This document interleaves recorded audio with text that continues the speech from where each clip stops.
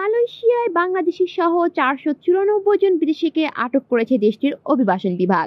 মালয়েশিয়ার সেরিকাম বাগানে পুত্রা পারমাই সেলসা অ্যাপার্টমেন্টে অভিযান চালিয়ে তাদের আটক করা হয়।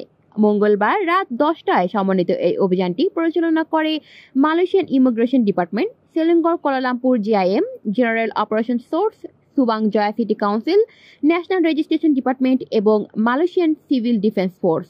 ইমিগ্রেশনের উপমহাপরিচালক জাফরি এমবক তাহা এক বিবৃতিতে বলেন, অভিযানের সময় মোট 741 জন বিদেশিকে তল্লাশি করা হয়। এর মধ্যে পরিচয়পত্র না থাকা, পাশের শর্ত লঙ্ঘন, মেয়াদোত্তীর্ণ ভিসা, ভুয়া পরিচয়পত্র এবং অন্যান্য অপরাধে 357 জন পুরুষ, 107 জন নারী এবং 32 জন শিশুসহ মোট 494 জন অবৈধ অভিবাসীকে আটক করা হয়েছে। তিনি জানান, আটককৃতদের মধ্যে Indonesian, Myanmar, Bangladesh, Nepal, Pakistan, Thailand এবং কম্বোডিয়ার নাগরিক রয়েছে। তাদের বেশিরভাগই সেলেঙ্গর পাইকারি বাজার, কাছাকাছি প্রাঙ্গণ, নির্মাণ খাত এবং গৃহকর্মী হিসেবে কাজ করতেন। কলি শিকদার, বাংলা নিউজ নেটওয়ার্ক।